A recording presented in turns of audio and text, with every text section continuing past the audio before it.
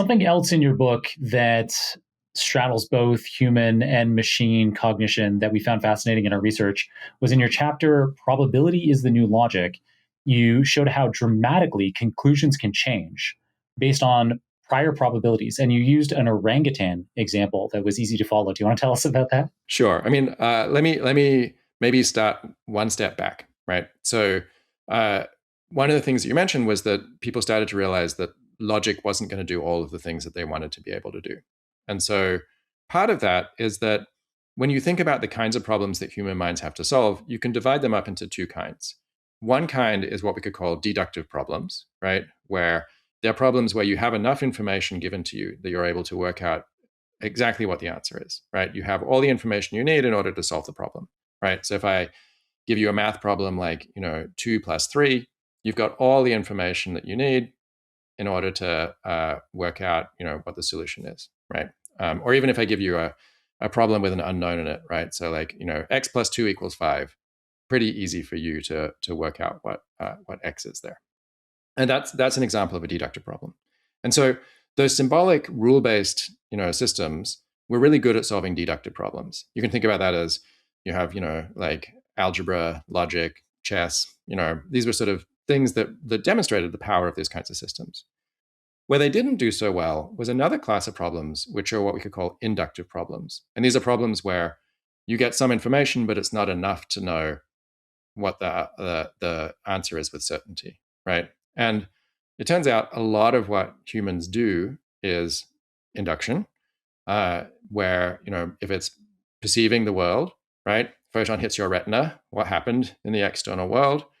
You've got some data that came in, but you don't have enough information to know exactly what it was that, is the three-dimensional structure in the world that provided that information to you through your retina. If you're hearing somebody say something, you're hearing some noisy signal, you're forming an interpretation of it. You're trying to think about what someone was thinking based on the actions that they took.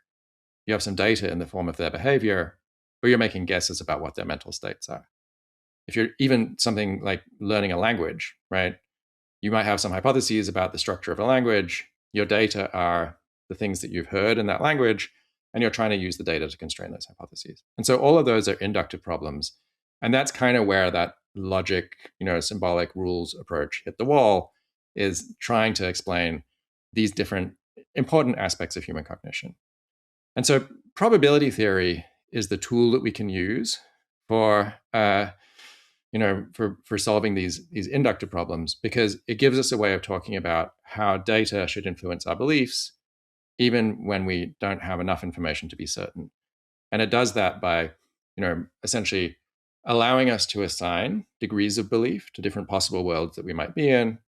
And then as we get data, those data help us to narrow down those possible worlds in a way that allows us to, update our beliefs, reallocate those probabilities across those possible worlds, and be able to draw some kind of conclusions, even if we're not able to reach certainty.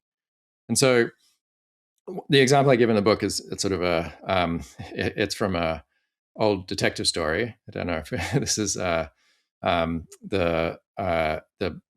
story, The Murders in the Rue Morgue, right, which is one of the first detective stories.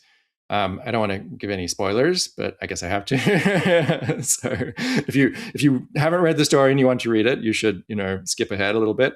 But the key thing that happens is that the detective, Monsieur Dupin, figures out that the culprit is an orangutan, right?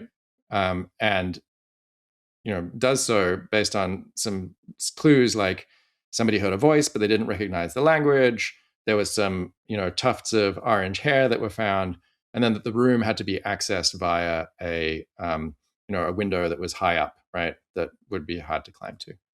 And so, none of those facts gives you certainty that the culprit is an orangutan, right? No detective is necessarily going to go to a crime scene and see those things and say immediately, oh, orangutans again.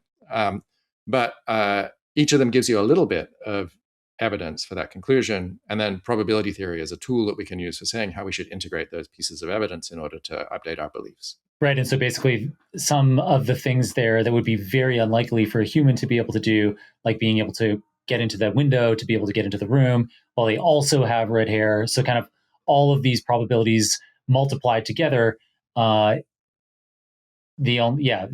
most likely conclusion you can draw is that it's an orangutan.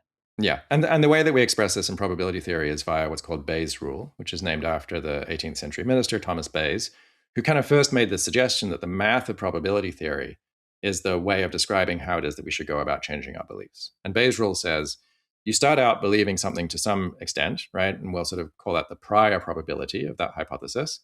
And then in order to work out how much you should believe it after seeing some data, what's called the posterior probability, you take that prior probability, multiply it by how likely those data would be if that hypothesis were true, and then do that for all of your hypotheses, and then just sort of divide them by the sum of those quantities, just so that you end up with something that ends up being a probability distribution. But the key idea is take the degree of belief you had before, and then multiply by the probability of the data if that hypothesis were true. So if it's something that a human would find very hard to do, it's very unlikely that a human could have reached that window, but it's very likely that an orangutan could, then that's going to increase your belief in it being an orangutan, even if your prior probability of orangutans was very, very small.